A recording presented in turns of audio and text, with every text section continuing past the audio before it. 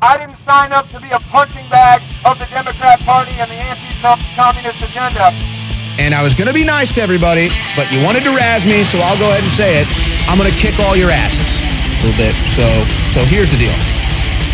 I'll be surprised if anybody here in this building can even do half the push-ups I can do. It does give me anxiety. Yeah. I'm a damn spaz freakazoid half the time. Well, I'm anxious because it makes me feel nervous that I don't have control and I'm not a free man. Invest it into yourself. You might find your life worth living. There's a woman out there that will love you and have your children and feed you and care for you. You can't destroy us. We don't even live here. I don't want to make myself sick. But if you want to be a scrawny twig and not help yourself, then there's nothing we can do. So yeah, the beta cucks are going to be voting.